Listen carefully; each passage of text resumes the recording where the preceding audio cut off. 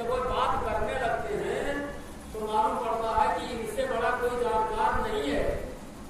यानी हर आदमी, हम आप जितने लोग हैं, सब अपनी अपनी प्रखरता, अपनी अपनी बुद्धिमानी, अपनी अपनी चरकई, अपनी अपनी चालाकी कि हम कितने बड़े होशियार हैं, देखो हम कितने बड़े होशियार हैं, अपनी अपनी होशियारी में सब आदमी आगे ही आगे है। और ये होशियारी और जानकारी किसके लिए कि हम कितना से कितना इकट्ठा कर ले जाएं और हम सुखी हो जाएं। हम सुखी हो जाएं, इसी के लिए ज्यादा मेहनत की जा रही है कि हम कितना सुख इकट्ठा कर ले जाएं, कितना हम सुखी हो जाएं, हमारे परिवार हो जाए, हमारे जमीन जायदाद हो जाए, हमारे पास पैसा धन संपत्ति हो जाए। हर माने में आदमी हाथ पैर अपना मारता है 24 घंटे, और देखते हैं हम आप कि हमारे आपके सामने ही जो जीव जंतु तड़प रहे हैं वो कोई भी मनुष्य शरीर में थे और हमसे आपसे ज्यादा कहीं चालाक और होशियार थे, लेकिन आज कुत्ते की योनि में घूम रहे हैं, सुअर की योनि में घूम रहे हैं, बिल्ली की योनि में घूम रहे हैं। कितनी योनियां हैं, उसको क्या बताएं, कहाँ तक बताएं, और कितनी अपनी अपनी होशियारी और बुद्धिमानी और भटक रहे हैं।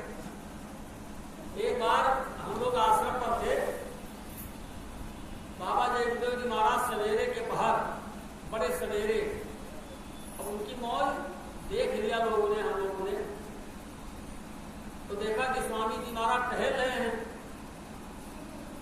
और एक सुअर कहीं से निकला, सुअर तो ऐसे स्वामी जी महाराज के सामने से निकला तो स्वामी जी महाराज उसके पीछे दौड़ने लगे और वो भागने लगा। अब वो भाग रहा है, स्वामी जी महाराज सुअर के पीछे दौड़ रहे हैं, इधर से उधर, उधर से उधर, मौजे तो उनकी इधर से उधर, वो आगे आगे भाग रहा है, पीछे पीछे दौड़ रहे हैं। इसके बाद कुछ प्रेमियों ने देखा, तो मालिक ने भी देखा होगा कि कुछ बच्चे देख रहे हैं, वो तो अंतर्यामी सब जानते, तो तुरंत अपना रुक गए और वो सुअर भाग गया। अब ये बात जो मोहलत प्रेमी होते हैं सत्संगी, वे स्वामी जी महाराज से पूछने लगे। स्वामी जी महाराज कुछ उसको गलबे नहीं किए, तो पूछने वाले एक दिन 2 दिन सरकार क्या मौज थी, उस सुअर के पीछे आप लोग रहे थे। स्वामी जी महाराज जब देखे कि ये सब पूछ ही लेंगे, नहीं मानेंगे, तब स्वामी जी महाराज ने कई दिनों के बाद में एक कोट खोला, कहा रे बच्चे तुमको क्या पता है जीवों की गति, जीव कैसे कैसे और किन किन योनियों में भटक रहे हैं। जो सुबह उस दिन भाग रहा था, हम उसके पीछे दौड़ रहे थे, वो सुअर पूर्व जन्म में सुप्रीम कोर्ट का मुख्य न्यायाधीश था। सुप्रीम कोर्ट का मुख्य न्यायाधीश राष्ट्रपति के बराबर होता है लगभग। राष्ट्रपति का जब उनका शपथ ग्रहण समारोह होता है तो मुख्य न्यायाधीश ही उनका शपथ दिलवाता है। उसे सुप्रीम कोर्ट का मुख्य न्यायाधीश तो छोटा मोटा है, तो वो सुप्रीम कोर्ट का मुख्य न्यायाधीश था। आज वो सुअर की योनि में दौड़ रहा है। समझिए कितना बड़ा उसके पास, कितनी बुद्धि, कितनी डिग्री, क्या क्या रहा होगा।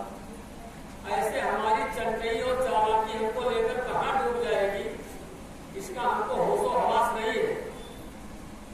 हम समझते हैं कि दुनिया में सबसे बड़े हम ही होशियार, और वो होशियारी तो मैं देख रहा हूं। बाबा जयदेव जी महाराज आए और आपके इसी भारत भूमि में 60 वर्ष तक नामदान और सत्संग दिए हैं, नामदान दिए हैं, सत्संग दिए हैं, 60 वर्ष तक लगातार। और ऐसे ऐसे नामदानी बाबा जी के पास गए, नामदान लिए हैं, और आज भी कभी कभी वो कहते हैं हम बाबा जयदेव से मंत्र लीन है, नामदान लीन है, यहाँ नहीं हम तुझे मतलब मथुरा गए ना। जब वो बात करने लगते हैं तो विचार से मतलब मथुरा गए हैं, मथुरा गए हैं, बाबा जयदेव से नामदान लिए हैं, बाबा जयदेव के नामदानी हैं।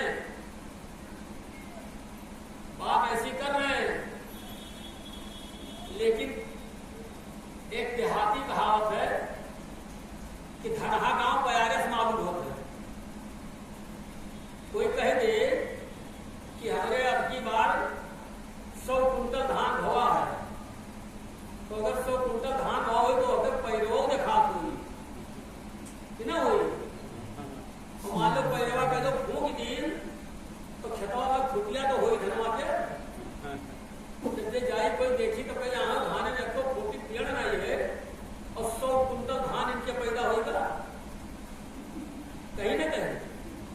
तो वैसे आपन जितनी बड़ी होशियारी और बुद्धिमानी और जितनी बड़ी भजन और भक्ति दूरी से दिखाया जा करते हैं, कोई में छिपाया नहीं छिपा है। वो जो होता है वो अपने आप सब खुल करके बाहर आ जाता है।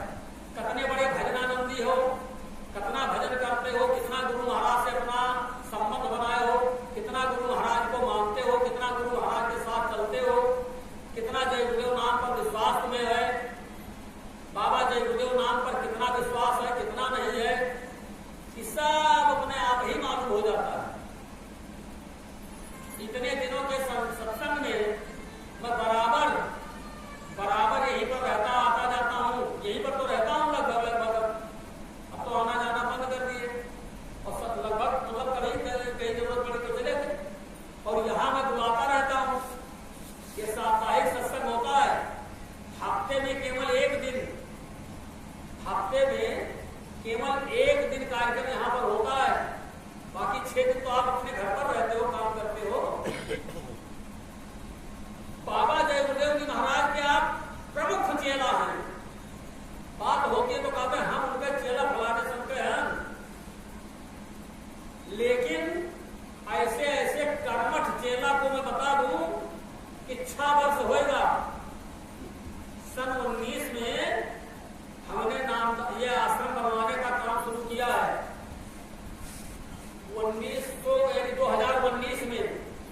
2019 में मैंने इसका काम शुरू किया बनवाने का, और तब से लगातार सामूहिक सत्संग यहाँ पर होता है। सामूहिक सत्संग यहाँ पर होता है। और ऐसे प्रमुख सत्संगी के बता दीजिए, घंटा भर बहस करते हैं, करने वालों को बता रहे हैं कि कसम खाए के एक दिन वे साप्ताहिक सत्संग में बैठे नहीं मिले। उनका हम ही नहीं देखे कि ये साप्ताहिक सत्संग में है, आज नहीं ये घंटा आए हैं बैठे ना। अब प्रमुख चेला है, जब बात उनसे करने लगे तो कोई से कमजोर न बैठी है। सबसे बड़ा चेला बनिए बाबा जी के।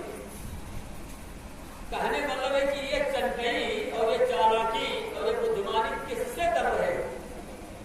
आप अपनी आत्मा से कर रहे हो। हमारा उसमें क्या जा रहा है या किसी का क्या जा रहा है? क्या जा रहा है बताओ? अरे कभी कभार चलो भाई हमें समय नहीं मिला, कोई मौका नहीं मिला, हम इसलिए नहीं आ पाए। एक बात और बता दूं, आप इस स्थान पर आते हो, यहाँ पर कोई परहेज नहीं है। यहाँ पर कोई परहेज तो किया नहीं जा रहा है। कोई भी आवे सबका स्वागत है। हम इतने दिनों के बीच में कोई ये बता दे कि तिवारी जी आश्रम के अंदर हम गए थे तो हमको उससे बड़ी नफरत की है, हमको बैठने के लिए नहीं गए, मतलब कि हमको हटा दिए या कोई नफरत किया, आप जय गुरुदेव नहीं बोले, कोई नाराज, कुछ नहीं। ऐसा तो हमारे जिले में है ही नहीं। मैं रात दिन ही सोच रहा हूँ कि कभी ऐसी बात ना आ जाए कि किसी प्रेमी के दिमाग में ये बात आ जाए मैं किसी के साथ ऐसा करूँ। सबका स्वागत। आओगे, बैठोगे, बैठ करके कुछ यहाँ पर साधन भजन करोगे।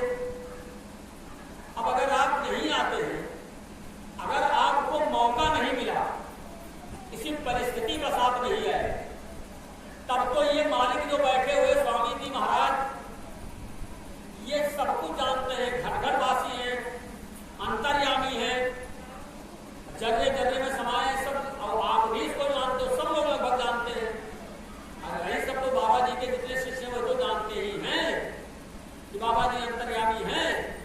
तो अगर आप किसी परिस्थिति बस नहीं आ रहे हो कि हमको क्या बताएं, समय नहीं मिला, एक दिन हम नहीं आ पाए, चलो 2 दिन नहीं आ पाए, परिस्थिति में कोई समस्या नहीं है, हम तबीयत हमारी ठीक नहीं थी, मैं बीमार था, गाँव पर नहीं था, घर पर नहीं था, चलो भाई कोई बात नहीं है, चलो मालिक आपको माफ कर देंगे, चलो बेचारा नहीं आ पाया। लेकिन आप इसलिए नहीं आते हो कि आपके दिल में नफरत है। आप इसलिए नहीं आ रहे हो कि आपके दिल में घृणा है, नफरत है। तब तो मालिक माफ करना ही सोचेंगे कैसे इनको माफ किया जाए, कौन सी नफरत, कौन सी घृणा। और एक बात, मान लीजिए विद्यालय में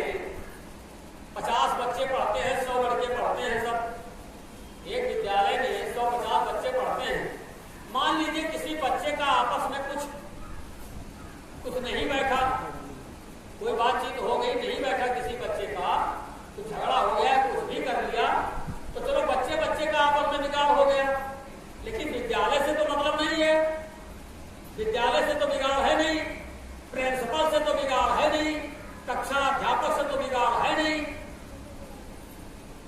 और लड़के से बिगाड़ है तो क्या लेना देना लड़के से। विद्यालय तो विद्यालय है, विद्यालय तो सबका है, तो उस विद्यालय में हमको बैठ कर पढ़ना चाहिए। हम पढ़ें 1 घंटा 2 घंटा, जब तक क्लास टीचिंग चल रही है तब तक हम बैठ कर पढ़े, इसके बाद हम अपने घर गए, वो अपने घर गए, क्या लेना देना। अरे कोई हमारी आपकी रिश्तेदारी थोड़े बनानी है, हमको आपको आपसे कोई संबंध थोड़े जोड़ना है। संबंध अगर बनाओ तो इनसे बनाओ, ये प्रभु जो बैठे हुए मालिक, इनसे अपना संबंध बनाओ।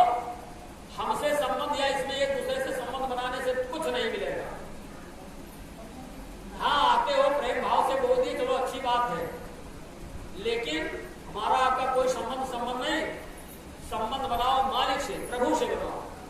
काम उन्हीं से होना है, कल्याण उन्हीं से होना है, और भजन ध्यान तो करना पड़ेगा।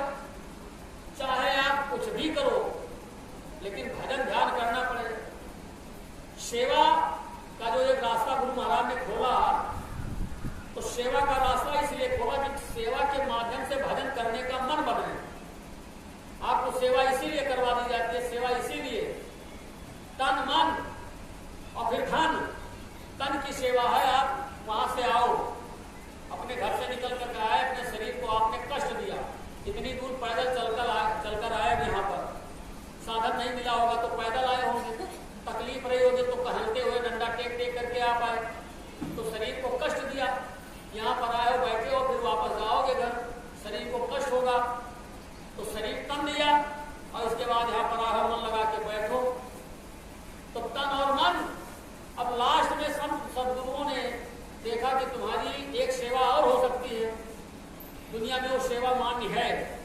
जैसे आप कहीं पर जा रहे हैं, किसी के नातेदारी में शादी विवाह है, अब आप वहां नहीं पहुंच पा रहे हैं, तो घर में सलाह होता है कि देखो हम नहीं जा पा रहे हैं, और वो भैया फलाने जा रहे हैं नातेदारी में, और नातेदारी हमारे उनके एक जगह है, तो चलो ठीक है, अगर हम नहीं जा पा रहे हैं तो उनके बच्चे का मुंडन है, तो थोड़ा बहुत दे दीजिए, कुछ अनाज वगैरह दे दीजिए, या कुछ कपड़े वगैरह दे दीजिए, या कुछ दान रखना को सेवा दे दीजिए, पैसा दे दीजिए, जाएंगे वहां पर चढ़ा देंगे, उसको दे देंगे, पक्का देंगे, देखो तुम्हारा फलाना नातेदार नहीं आ पा रहा था, तो उसने ये दिया है सामान, कोई उपहार में, कोई गिफ्ट में वो सामान दे दिया, तो भी वो मान लेगा कि चलो ठीक है, नहीं आया तो उतना ख्याल रहा, कुछ सेवा दे दिया, कुछ अपना भेज दिया, चलो कोई बात नहीं है, आपकी भी इच्छा पूरी हो गई, उनकी भी पूरी हो गई।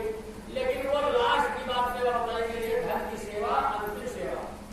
जब आप किसी तरीके से ना जा पाओ, तब जो कुछ थोड़ा बनाना है आपने अपना दे दिया, चलो मान लिया गया, लेकिन जहां तक हो सके आप अपना जाइए, अपना ये तन, अपना ये ढांचा उनके दरवाजे तक पहुंचाइए, जिसके यहाँ कार्यक्रम है, तो बहुत मानेगा कि देखो फलाने भैया आए, पैसा दे देते हैं लोग, तो वहां रजिस्टर में चढ़ा दिया जाता है, वहां लिख रहे हैं निर्मला, कहाँ से आए भैया, इतना रुपया हमारा लिए फला गाँव, और दे करके चले गए। अब जब कभी महीने 2 महीने पर रजिस्टर उठाकर घर का मालिक देखता है, और देखने लगे कि ना भैया फलाने वाला घर का, करके तो आएगा कि ना वैसे नाम लिखा है, कि हाँ यहाँ निर्मला लिखा है, निर्मला यहाँ लिखा है, तो कहें कि हमें मिले ना, एक द्वारे पाए, लेकिन भेंट नहीं हुआ, लेकिन चलो ठीक है, आए हैं तो कभी तो निर्मला पहुंचा है, अब चाहे वो ना पहुंचा हो वैसे आएगा, लेकिन मान लेगा कि चलो ठीक। तो इस तरीके से एक मान्यता बनी हुई है समाज के अंदर। यही मान्यता सदगुरु भी बना लेते हैं कि अच्छा चलो बच्चा ठीक है, नहीं तुझे तो धन की सेवा, लेकिन वो लाश की सेवा। सबसे बड़ी सेवा प्रेमियों हमारे तन की सेवा। तन को आप यहाँ पर लेकर आया करो, यहाँ पर आओ, 1 घंटा आप यहाँ पर बैठो, कुछ ध्यान करो, कुछ भजन करो। अगर सारा काम, जैसे लोग कहते हैं कि मंदिर में जाने से क्या मिलेगा, तो मंदिर में जाने से क्या नहीं मिलेगा, मंदिर में जाने से मिलता है, ऐसी बात नहीं। जैसे आप कोई मोटी की मिसाल समझ लीजिए कि हवा तो चलती है, सब जगह हवा फैली हुई है, लेकिन अगर आपकी गाड़ी पंचर हो जाए और आप गाड़ी खड़ी कर लीजिए कि हवा चलते हमारी मोटरसाइकिल साइकिल में हवा तो भर ही जाएगा, तो भर जाएगा। अरे हवा तो चल ही रही है, जब हवा चल रही है, तेज हवा चलती है, तो मोटरसाइकिल में और साइकिल में हवा क्यों नहीं भर जाती है? तब उसको भरने के लिए आप जाते हो दुकान पर जहाँ पर उसकी मशीन है और वहां से हवा गाड़ी में आके भर दिया जाता है। तो ऐसे ही दया तो सब जगह मिल जाएगी, लेकिन दया का एक कोई केंद्र है जहाँ पर दया की बरसात निश्चित होती है, हो जाएगी, ढंग से हो जाएगी। वो है आपका मंदिर। आप यहाँ पर आए हैं, इतना समय निकाल कर आते हैं, यहाँ पर 1 घंटा आप बैठते हैं ध्यान और भजन में। अब ये लोग कह देते हैं क्या जो जाते हैं बैठ कर करते हैं, ये ऐसे लोगों के तर्क बता रहा हूँ जो नहीं आते हैं। जो नहीं आते हैं वो नाना प्रकार के तर्क करते हैं कि ये चला गवा हो बैठा रहा हो, ट्रेन को अपने सब कल्याण के लिए। गुरु महाराज ने कहा बच्चा तुम्हें बैठना है, तुम मान करके आओ कि हम बैठे हैं, किसी के दरवाजे पर तुम चले जाओ काम में और वहां तक कौनो काम न करो, खाली कुर्सी पर बैठ रहो, तो वो क्या मानेगा कि हमारे यहाँ आया रहा? मानेगा नहीं मानेगा? भले ही तुम उनके न कुछ काम करो न वो के विषय कोनो बात करो, या लक्षण के बारे में बात करो, चाहे दुनिया की इधर उधर की कपबाजी करो, लेकिन वो के द्वारे पर अगर बैठे और आवाज जाकर देख ली तो कहीं कि भैया दोनों बाहर है बैठे रहे, मानेगा नहीं मानेगा? कोई आदमी को आपने मजदूरी पर रख लिया और दिन भर काम करता है, भले ही वो ज्यादा नहीं कर पाता है, कुछ ही में काम करता है, लेकिन शाम को मजदूरी उसकी आपको देनी पड़ेगी। जब दोगे नहीं दोगे, मजदूरी तो देना पड़ेगा। ये नहीं कहोगे कि ये दिन भर काम नहीं की, धीरे धीरे चलत रहे, जो तो दिन भर रहा पूरे द्वारे पर मजदूरी दो, ज्यादा बात न करो। तो ऐसे ही गुरु महाराज ने कहा बच्चा तुम बैठो तो कम से कम घाट पर बैठो, घाट पर बैठो, घाट यहाँ है, इसी घाट पर बैठ करके उस मालिक से कहो। और जब लगातार रेगुलर हम कहते रहेंगे, जब जाता है भिखारी भीख मांगने तो दरवाजे पर जब बैठ जाता है तो चिंगरी बजाया करते, kit kit kit kit kit kit बजाया रही और निगाह घर के अंदर रही, और तब तक बंद न करी जब तक बाहर से कुछ आए नहीं जाए। जैसे आएगा मुक्ति में दही दो, कहा बड़ी देर से चिल्लाता है दही दो, ले जा भैया कटोरी आटा दया कुछ दया, अब उन्हें नहीं डाटा दूसरे को चला जाए, जैसे पाएगा भी कैसे चल देगा। लेकिन कम से कम बैठा है दरवाजे पर, अपनी आवाज तो लगा रहा है, दरवाजे पर बैठा रहेगा तो मिलेगी भी, ऐसी बात नहीं है। बशर्ते अपनी हिम्मत ना हारो के लिए। इलाहाबाद की तरफ साधुओं का एक बहुत बड़ा, उधर साधु महात्मा ज्यादा रहते हैं। आपका फैजाबाद जैसे अयोध्या निकलोगे उधर सब साधु महात्मा, अयोध्या में आगे जाओ इलाहाबाद में साधुओं का लोग संकट रहता है, तो तमाम साधु बैठे हुए दल गई था वहीं पर अपना भोजन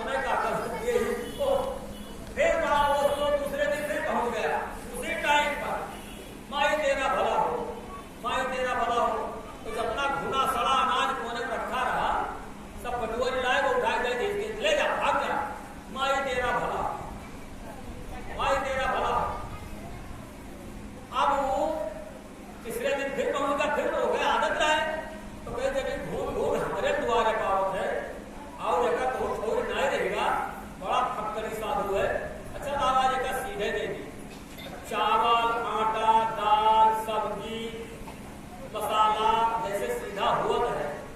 सीधा के मतलब कि सीधा माने शुद्ध सामान। सीधा में खराब न दे के चाहे जैसे लेके चले जाओ वस्तु। कभी कभी हमने देखा है, ये हमारे यहाँ भी आश्रम पर होता है, तो हमें नाराजगी होती है। कभी कभी बहने, अब चाहे उनका फुर्सत ना रहा हो, चाहे जैसे जान पड़े की मनो भूरे भाव ले लिया जाए, भले ही झोरे में लेके चले आए, झोरे में उठा के नहीं, चाहे जैसा करो। ऐसा नहीं करना चाहिए। जब भी कभी तो सीधा शुद्ध होना चाहिए, चाहे थोड़े हो लेकिन शुद्ध हो, अशुद्ध नहीं। तो उसने भर करके दिया सब ठीक ठाक से, और काम मारे देना भला। अब चला हुआ दूसरे दिन गई नहीं थी, और उससे खानी लिया ठाड़ की साधु आवत हुई, साधु आवत हुई, साधु आता होगा। अब साधु गई नहीं की, उसका काम पूरा हो गया। वो देखता था कि देखना कितने दिन निकल हो। अब फिर वो उसे खानी ने उसको ढूंढ ढांड करके साधु को बुलवाया।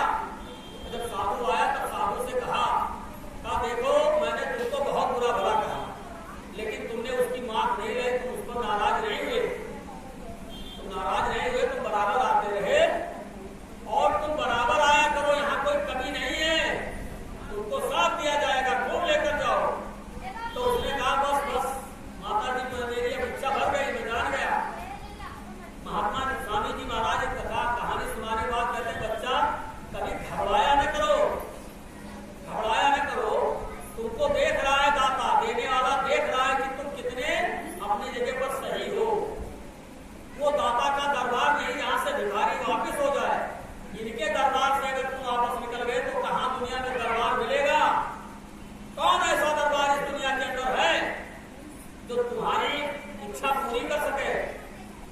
अगर हमारी इच्छाओं की पूर्ति होना है तो यही एक दरबार है, बाकी कोई दरबार नहीं है। इच्छाएं तो सब जगह पर हम आप लेकर जाते हैं, और इच्छा यही पर इच्छा का खत्म होता है, इच्छा खत्म कर दी जाती है, इच्छा की पूर्ति कर दी जाती है, इच्छा पूरी हो जाती है। ये पाठ गुरु महाराज के पास है। लगातार हमको आपको बराबर हाजिरी देते रहना चाहिए। इसमें कभी भी हमको लापरवाही नहीं करनी चाहिए। लापरवाही करने से, चंडी चालाकी करने से हमारा बहुत बड़ा नुकसान हुआ है, बहुत बड़ा नुकसान होगा।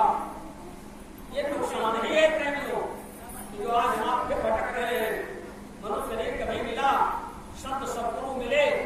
अगर गुरु महाराज कोई संत महात्मा न मिले होते तो आप इस दरबार में ना आते। पुण्य पुण्य बिन मिले न संता, और सब संगत संगत कर अंता। बिना पुण्य के आप संत सद्गुरु के पास नहीं आए हो।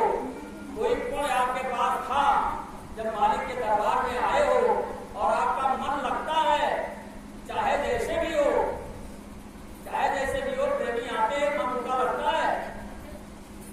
ऐसी कोई बात नहीं। अभी हम लोग बैठे थे तो ये हुआ था कि आवाज तो कोई आई ना, कैसे भी एक दिन पहले प्रोग्राम हुआ है। अभी कितने दिन अभी जो कार्यक्रम हुआ है आपके यहाँ बगल में शुक्रवार को, आवाज मतलब है कि बृहस्पतिवार को, कोई ज्यादा दिन तो हुआ नहीं, शायद प्रेमी ना आवे।